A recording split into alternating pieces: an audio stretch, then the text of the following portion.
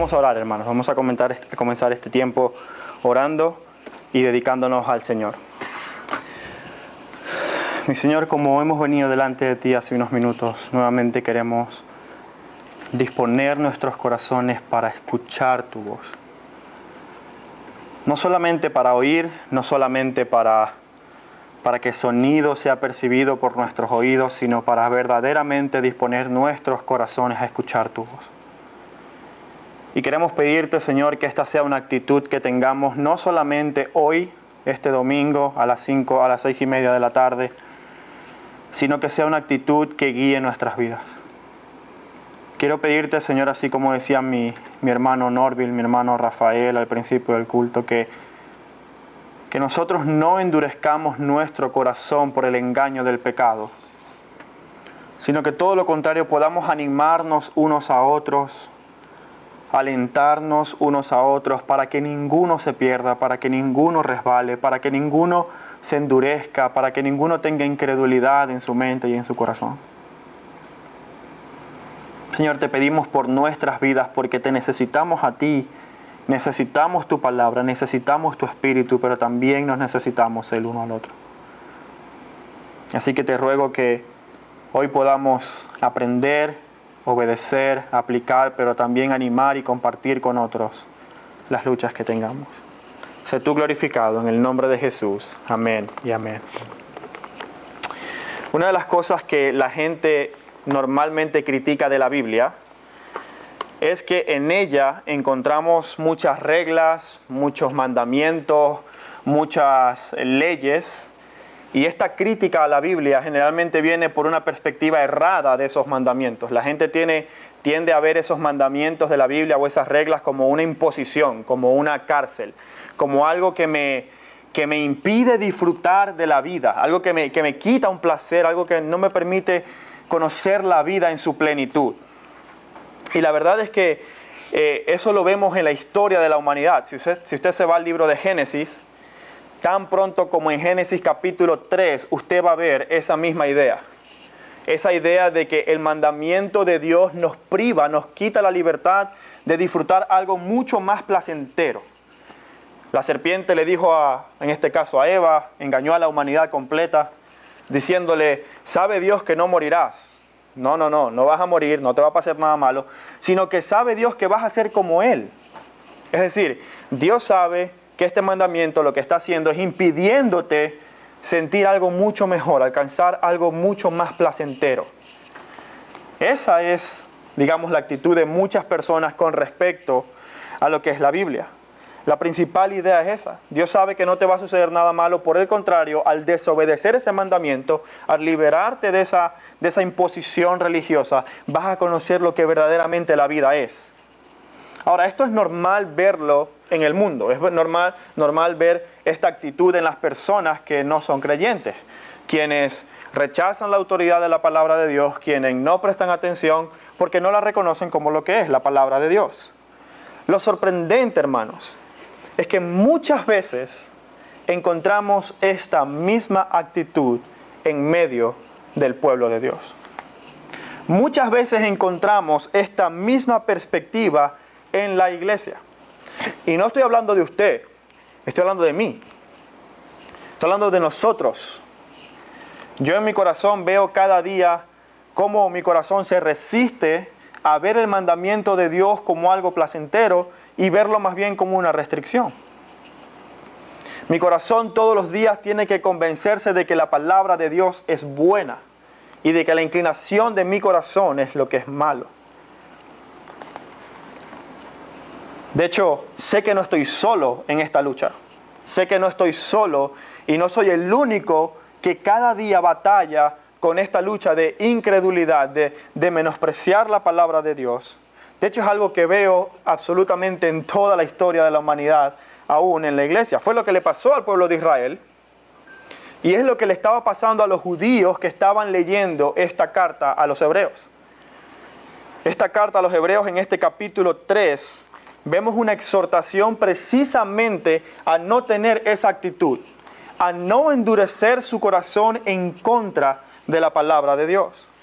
Y lo que el autor del libro de Hebreos nos va a mostrar el día de hoy es ¿Cuáles son las dos maneras en las que la humanidad responde a la palabra de Dios? Y quiero que esto quede muy, muy claro en nuestras mentes. Hay solo dos maneras de responder a la palabra de Dios. No hay una tercera, no hay una respuesta a medias, hay dos y son respuestas completas.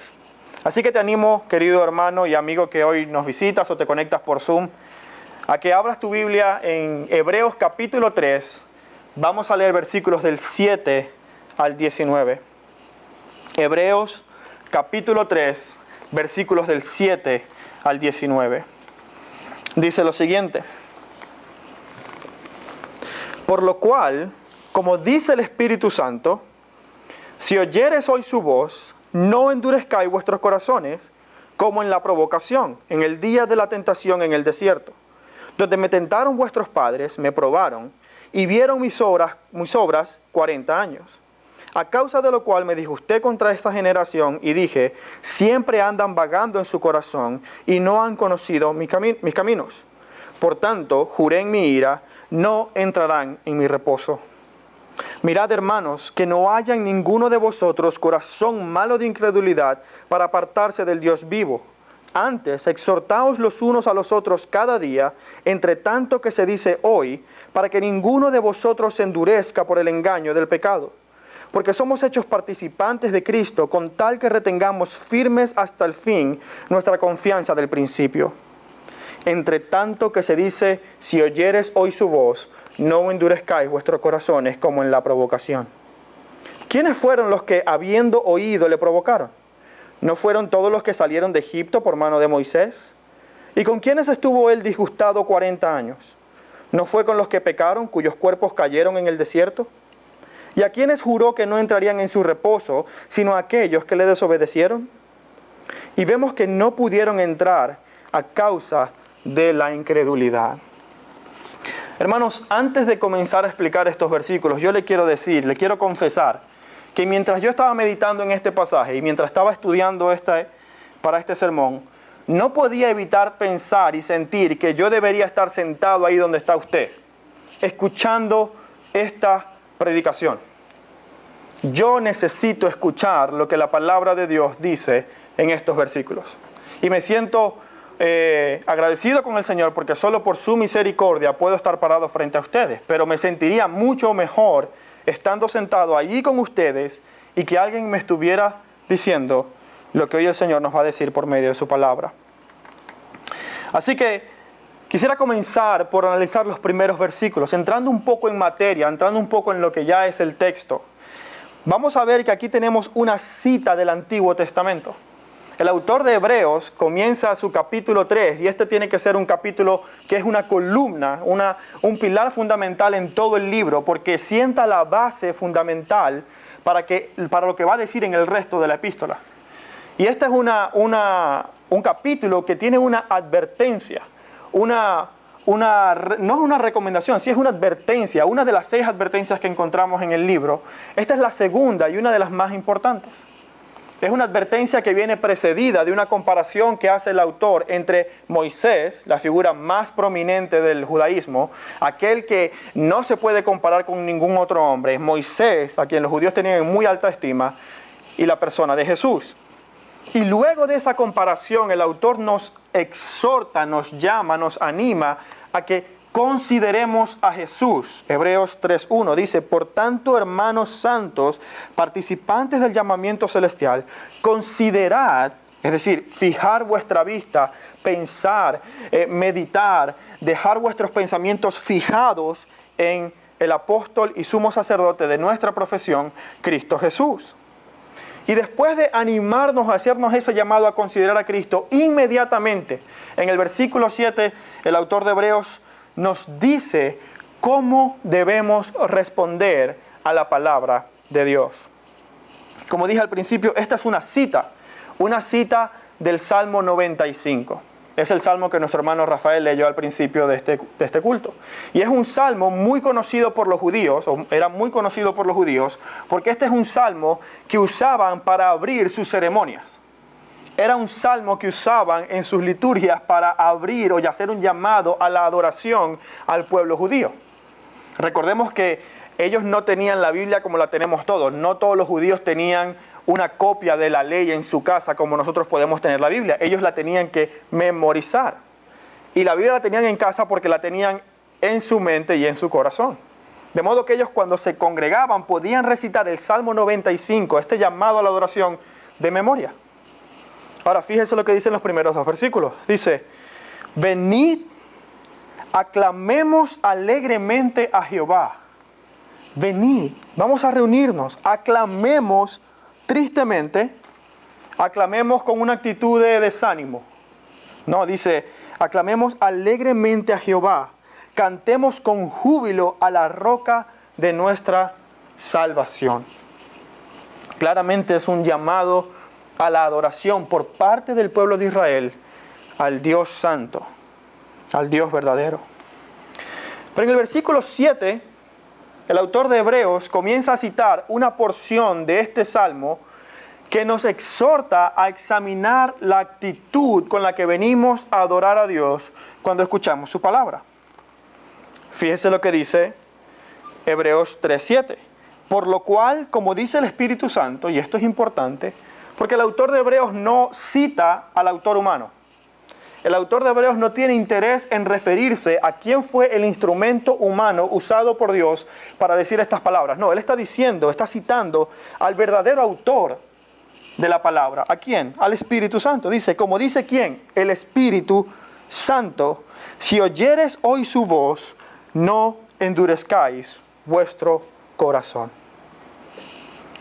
De modo que nos llama a reflexionar sobre cuál es nuestra actitud cuando escuchamos la palabra de Dios. Cuando venimos a adorar y escuchamos la palabra de Dios. Ahora, ¿qué quiere decir esto? La primera respuesta que nos muestra el autor de Hebreos es que no es suficiente con oír. No es suficiente con oír la palabra de Dios. De hecho, usted puede oír la palabra de Dios y al mismo tiempo tentar a Dios al oír su palabra. Fíjese lo que dice Hebreos 3:16, es parte del texto de hoy. ¿Quiénes fueron los que habiendo oído le provocaron? Si usted oye con una cierta actitud, inmediatamente su oír con esa actitud puede representar una tentación a Dios. Sabemos que Dios no puede ser tentado, pero en la experiencia humana podemos ser tan necios que podemos provocar a Dios. ¿A qué se refiere esta actitud? ¿Cuál es esa actitud que si escuchamos, que si oímos, va a provocar a Dios? Lo dice el siguiente versículo. Dice, si oyeres hoy su voz, no endurezcáis vuestros corazones. No basta con oír, porque si oímos con un corazón duro, con un corazón incrédulo, evidentemente estaríamos respondiendo de una manera negativa a la palabra de Dios. Ahora, ¿qué significa esto de no endurezcáis vuestros corazones? Bueno, en nuestro contexto quizás eso no tiene mucho sentido. Si usted, a lo mejor usted que ha leído la Biblia se lo puede imaginar. Pero si usted le dice a una persona, no endurezcas tu corazón, a lo mejor no tiene el mismo sentido que para nosotros tiene. Para los judíos es un equivalente a lo que nosotros llamamos el día de hoy hacer oídos sordos. O simplemente no prestar atención. En español usamos, le entra por un oído y le sale por el otro. Eso es lo que quiere decir, no endurezcáis vuestro corazón. Es una actitud que no tiene una disposición del corazón a realmente prestar atención a la palabra de Dios. Es una actitud que refleja una desconfianza hacia la palabra de Dios. Ahora, para entender esto mejor, tenemos que saber que el Salmo 95, a su vez, es una cita de otras 2 porciones de la Escritura. Otras 2 porciones que encontramos en Éxodo 17 y en Número 14.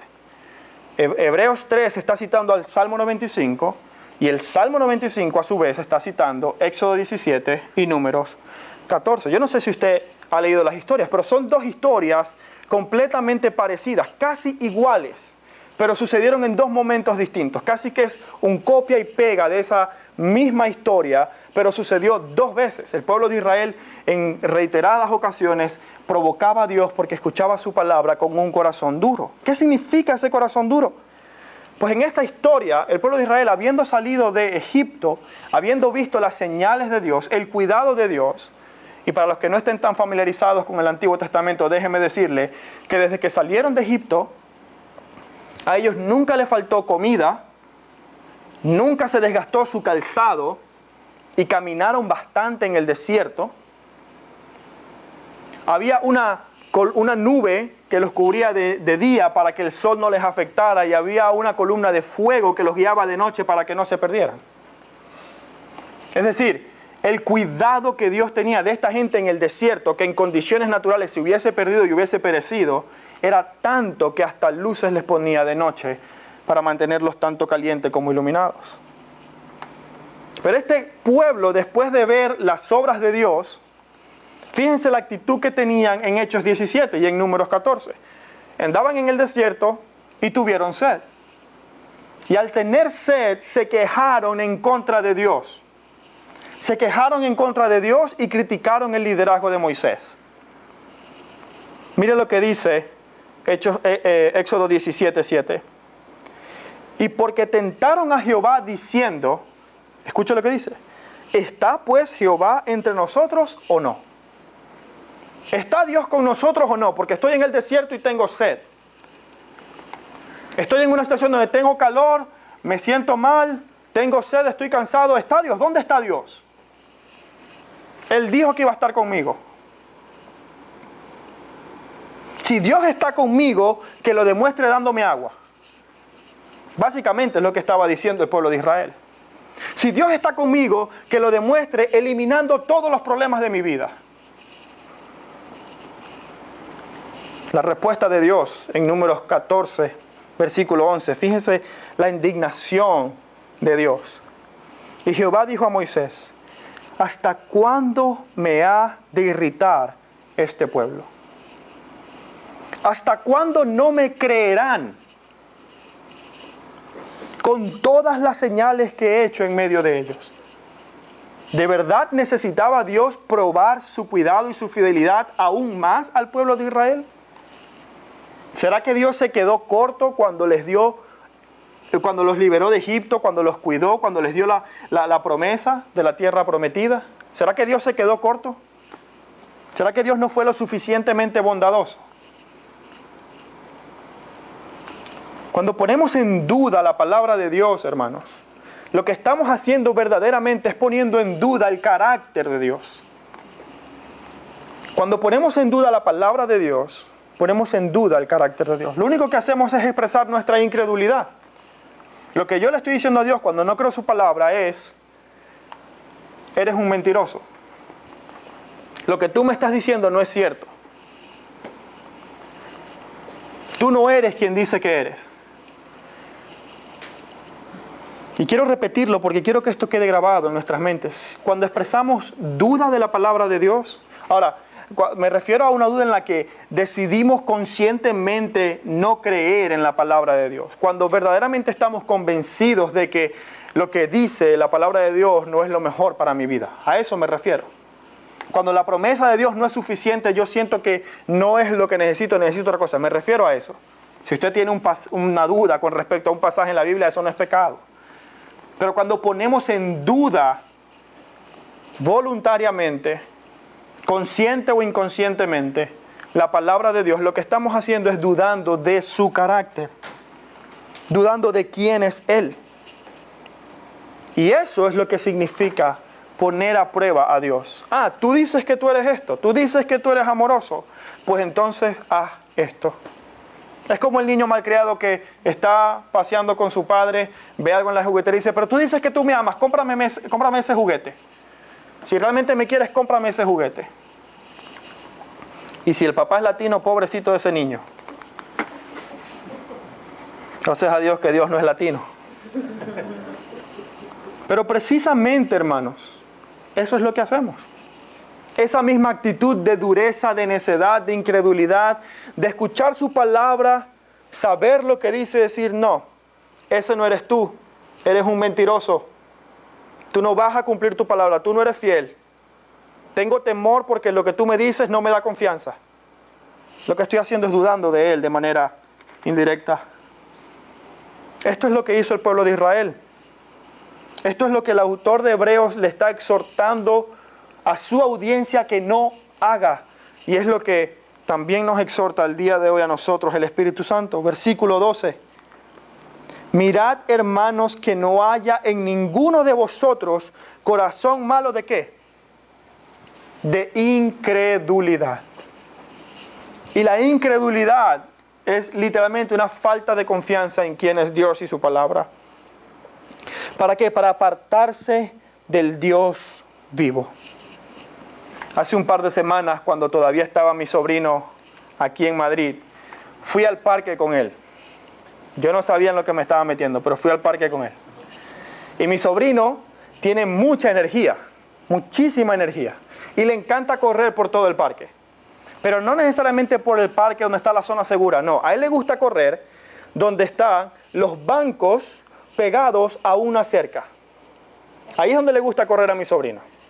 Y donde hay un espacio lo suficientemente grande para que solo quepa su pie.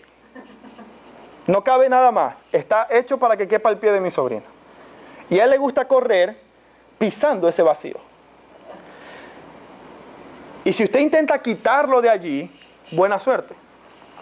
Entonces la única opción que tuvimos en ese momento fue mirar. Pero no mirar de manera pasiva diciendo, bueno, está corriendo, vamos a ver qué pasa. No.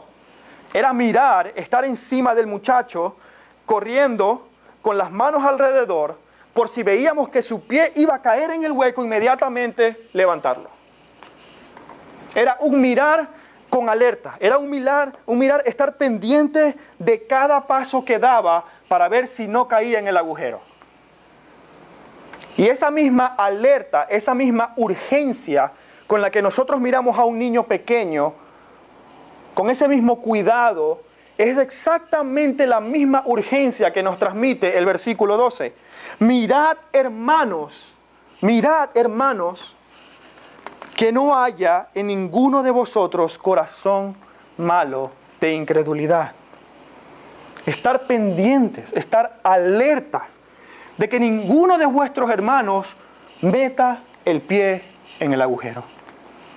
De que ninguno de vosotros caiga con un corazón malvado de incredulidad. Esto nos lleva a saber cómo podemos hacer eso.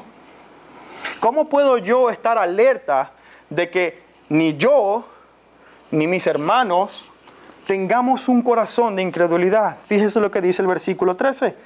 La exhortación dice, antes, es decir, cuidado que no les ocurra esto, sino más bien, exhortaos los unos a los otros, cada día, entre tanto que se dice hoy, para que ninguno de vosotros se endurezca por el engaño del pecado. La manera en cómo podemos estar alertas y atentos para que ninguno de nosotros caiga con un corazón malvado y se aparte del Dios vivo, es exhortándonos los unos a los otros. Cada día. Eso no quiere decir todos los días literalmente, eso quiere decir continuamente. Esa actitud de alerta continua por mis hermanos y por mí mismo. Hermanos, nosotros vivimos una época de individualidades, una cultura que promueve la individualidad, el individualismo. Tú y tú y tú. Y solamente tú. Esta es mi vida, nadie se tiene que meter. Usted lo ve en el metro o en el autobús, todo el mundo va en su burbuja, con mis cascos, con mis audífonos, no quiero que nadie me hable, no quiero que nadie se meta en mi vida. Son mis decisiones y lamentablemente los cristianos a veces somos influenciados por ese individualismo. No, es mi relación con Dios. No, yo tengo mi relación con Dios. Yo cumplo con Dios a mi manera. Yo leo la Biblia. Déjame en paz. Yo he escuchado, dicen, no quiero ningún compromiso con la iglesia, porque no quiero. Yo cumplo con Dios a mi manera. Hermanos, quien tal piense, y no quiero realmente ser ofensivo, pero lo que eso demuestra es que quien piensa eso no ha entendido las implicaciones del Evangelio. No me malinterprete, no estoy diciendo que no sea creyente, es un hermano en la fe, pero es inmaduro.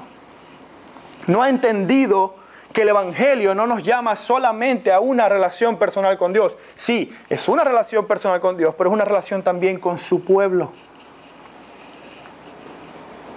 No ha entendido la implicación del Evangelio. No ha entendido lo que Cristo dijo: amaos los unos a los otros.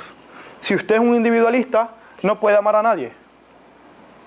Si usted vive su relación con Dios de manera individual, personal y exclusiva, usted no puede amar a nadie más. Será muy romántico, muy bonito, pero no va a cumplir la ley de Cristo.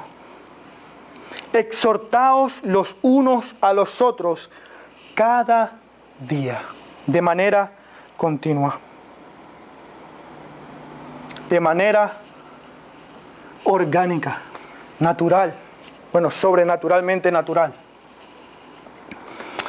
El ya difunto profesor del Nuevo Testamento del Seminario Teológico Reformado, Simon Kistemaker, decía lo siguiente en su comentario acerca de estos dos versículos. Escuche lo que decía este teólogo. Decía: los cristianos deben examinarse concienzudamente a sí mismos y los unos a los otros, para ver si hay alguno que tenga un corazón malvado de incredulidad. Más adelante él dice: además, todas las partes, es decir, todos los cristianos, todas las partes del cuerpo, deberían demostrar los unos por los otros el mismo grado de preocupación. El mismo grado de preocupación. Y termina con lo siguiente: qué salvación, qué alegría en los cielos por un pecador que se arrepiente. Qué victoria sobre Satanás si cada día nos alentamos los unos a los otros y nos sostenemos mutuamente en la fe. ¡Qué bonito! ¡Qué feliz estará el Espíritu Santo cuando nosotros cumplamos su palabra! Exhortaos los unos a los otros.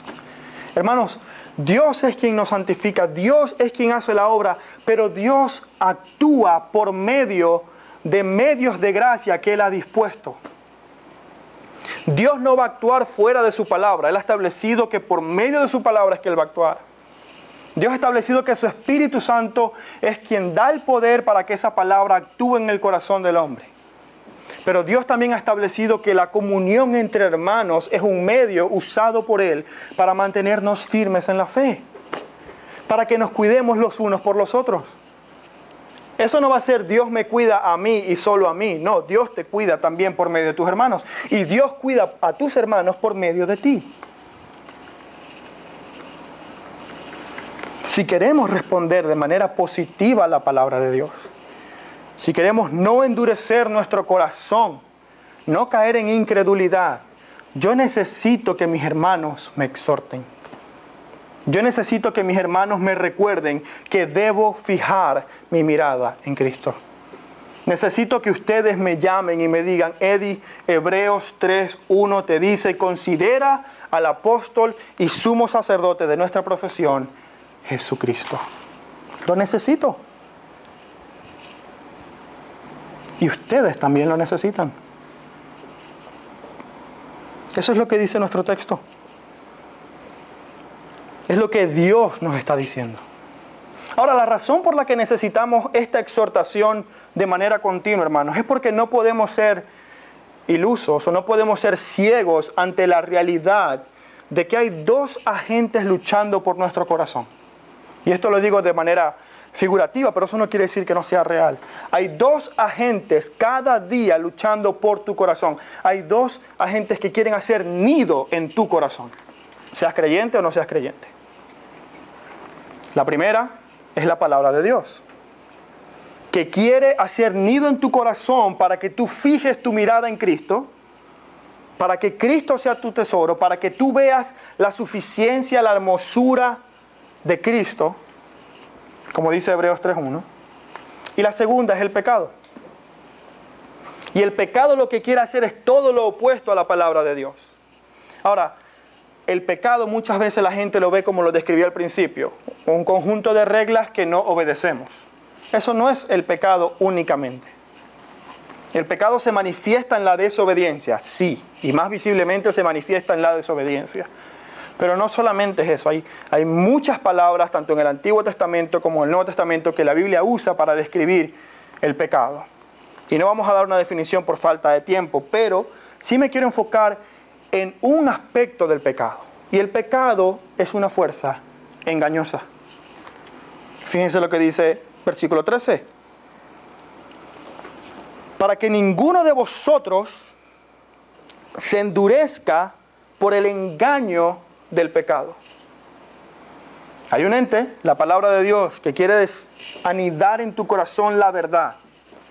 Pero hay otro, mucho más poderoso que tú, mucho más poderoso que yo, que quiere anidar en tu corazón para engañarte acerca de la verdad de Dios.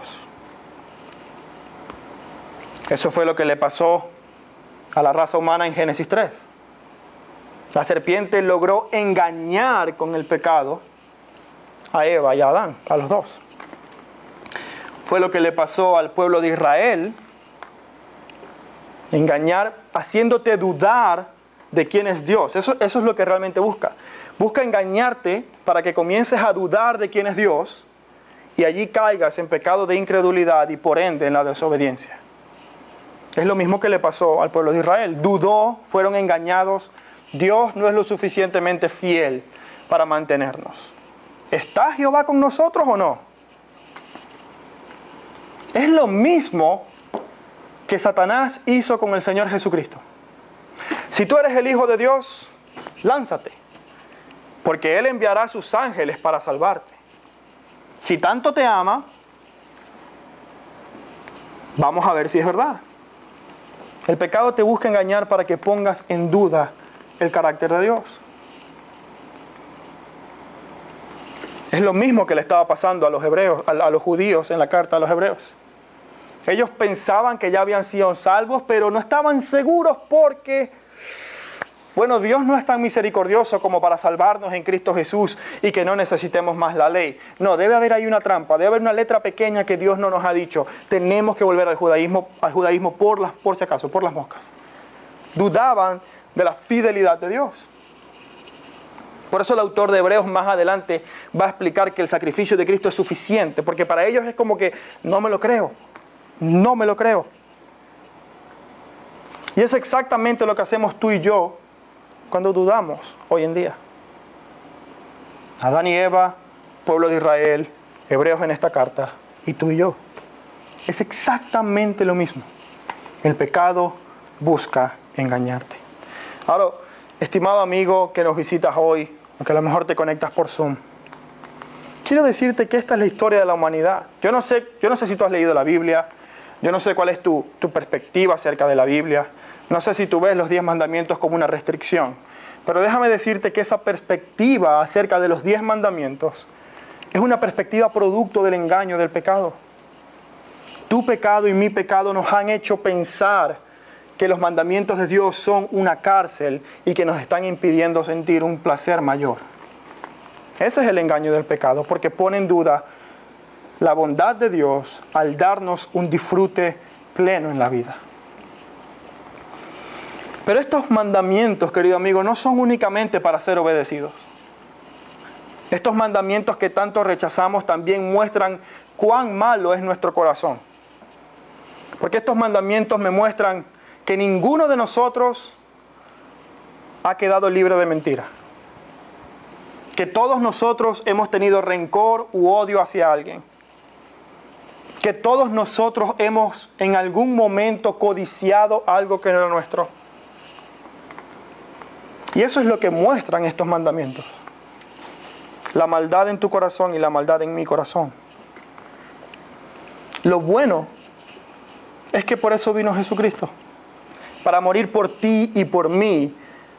Para acabar con el dominio del pecado, con el engaño del pecado en mi vida y en tu vida y darnos verdadera libertad. Hebreos 2:9 dice, pero vemos a aquel que fue hecho un poco menor a los ángeles, a Jesús, coronado de gloria y de honra a causa del padecimiento de la muerte, para que por la gracia de Dios gustase la muerte por todos. Él murió por ti y Él murió por mí. para que tú y yo fuésemos libres del engaño del pecado y podamos conocer verdaderamente la libertad. Eso es el Evangelio. El Evangelio no es la promesa de una vida mejor en esta tierra. El Evangelio no es una vida libre de problemas porque Dios está conmigo. Eso fue la actitud del pueblo de Israel. Pero no es. Eso solamente demuestra la dureza del corazón.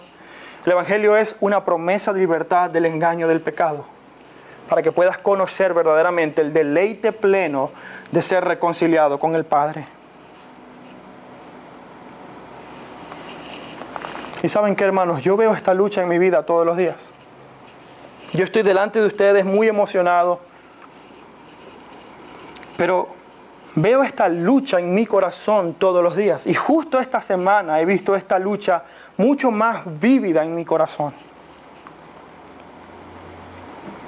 Veo que cada día tengo que decidir fijar y considerar a Cristo en mi corazón, en mi vida, en mi mente, y no dejarme engañar por el pecado. No pensar que mi manera y lo que yo quiero es lo mejor. Y cada día me doy cuenta de la necesidad que tengo también de ustedes. Justo esta mañana, hermanos, tuve que escribirle un mensaje a un hermano y decirle: ¿sabes qué, hermano? Ora por mí. Ora por mí porque hoy me toca predicar y he visto esta semana actitudes en mi corazón que no son correctas. Esta misma mañana, hermanos, yo he tenido que decirle a alguien: exhórtame, recuérdame el Evangelio, porque yo no estoy exento de ser engañado por el pecado. Si así fuera, sería un tonto y pensaría que no necesito a nadie, pero eso no es lo que dice la palabra de Dios. Ahora, hermanos, esto es importante porque de no hacerlo, la consecuencia es gravísima, es completamente grave. Versículos del 15 al 19. Dice lo siguiente, Hebreos 3, 15 al 19, dice: entre tanto que se dice, si oyeres hoy su voz, no endurezcáis vuestros corazones, como en el día de la provocación. ¿Quiénes fueron los que habiendo oído le provocaron? ¿No fueron todos los que salieron de Egipto por mano de Moisés? ¿Y con quiénes estuvo él disgustado 40 años? ¿No fue con los que pecaron, cuyos cuerpos cayeron en el desierto? ¿Y a quiénes juró que no entrarían en su reposo, sino aquellos que le desobedecieron? Y vemos que no pudieron entrar a causa de su incredulidad. El autor termina el capítulo 3, en nuestra Biblia es el capítulo 3, pero realmente la idea continúa hasta el capítulo 4. Pero el autor termina aquí la idea con unas preguntas retóricas. Él realmente no está esperando respuesta. Realmente no está haciendo la pregunta. Es una pregunta que tiene una respuesta tan obvia que la usa simplemente para ilustrar su punto. Ustedes judíos que quieren volver al judaísmo, ustedes que quieren endurecer su corazón al no creer en el Evangelio completamente, al poner en duda el carácter de Dios, ustedes ¿no se dan cuenta que eso a lo que ustedes quieren volver, esa gente murió en el desierto por su incredulidad?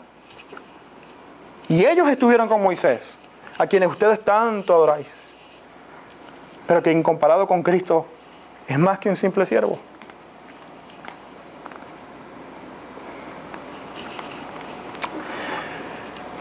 Cuando escuchas la palabra de Dios, ¿cómo respondes? ¿En incredulidad? ¿Buscas la autoridad en tu propia vida, en tu propia mente, en lo que tú crees o en tu opinión? ¿O reconoces la autoridad de la palabra de Dios?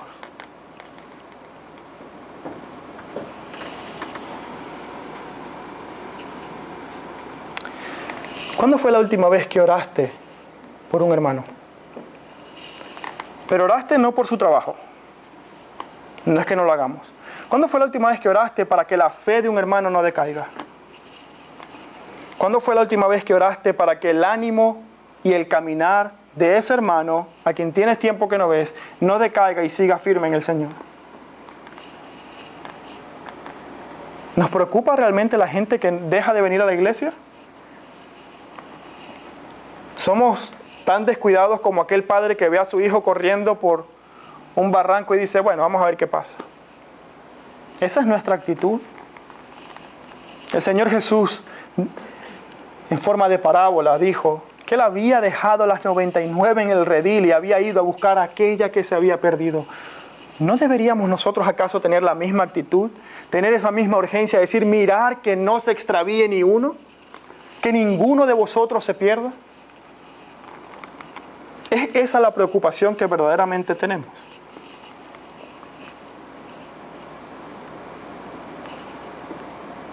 ¿Cuándo fue la última vez que expusiste tu corazón para que alguien vea si hay en él algo malvado o algo de incredulidad? ¿Cuándo fue la última vez que fuiste sincero con alguien acerca de tus luchas con el pecado?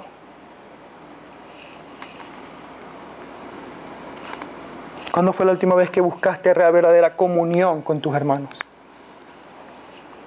La mayoría de nosotros aquí tenemos familia en otros países. Mis hermanas las dos viven en Estados Unidos.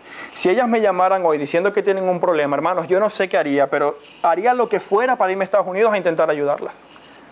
Porque son mis hermanas, de sangre. Pero tengo otros hermanos aquí, que son hermanos de sangre mucho más preciosa que la sangre humana. Son hermanos por la sangre de Cristo. Una sangre que nos une más que cualquier otro lazo humano que usted pueda imaginar.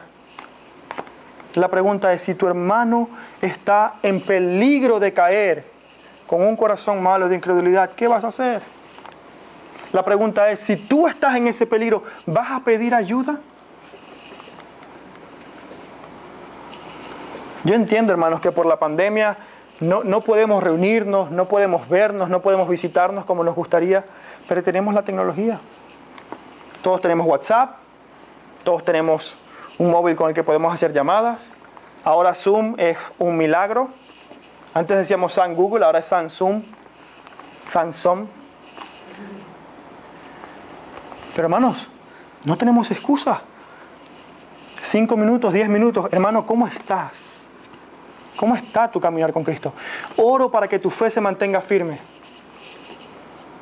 Quiero saber cómo estás. Dime cómo puedo orar por ti. ¿Cómo puedo preocuparme por ti? ¿Cómo te puedo servir y ayudar en tu caminar con Cristo? Hermano, mira, tengo un problema. Me siento así. Estoy siendo tentado. Necesito tu ayuda.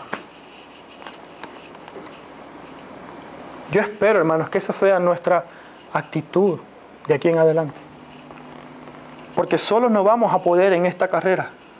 Solo no vamos a poder. Y quiero terminar leyendo los versículos de Hebreos 3 del 7 al 14 nuevamente.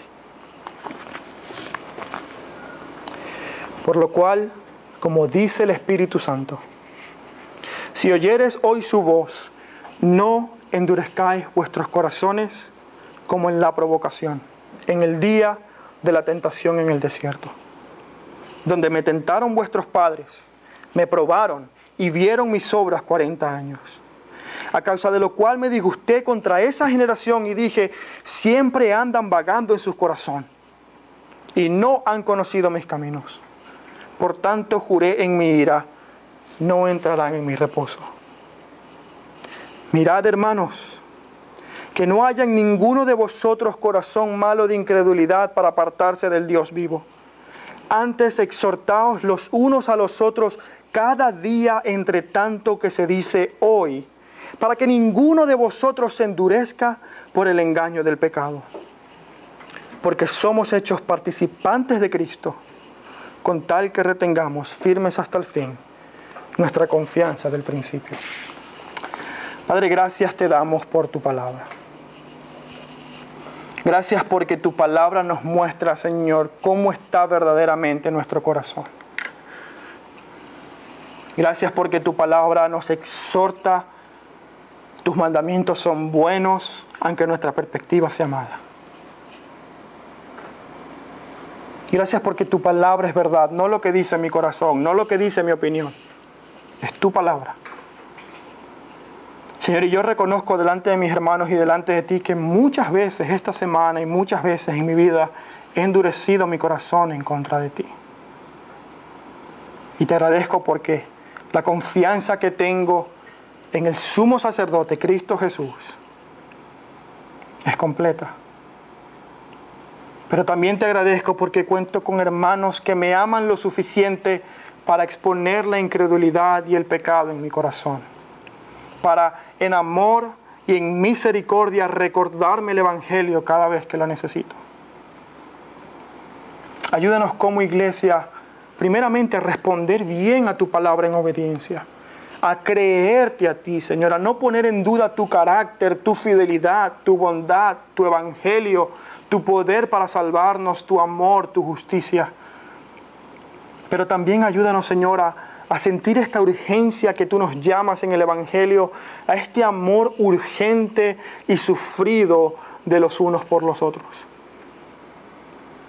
A esta solicitud a la que tú nos llamas para que ninguno de tus hijos se pierda ni caiga en incredulidad.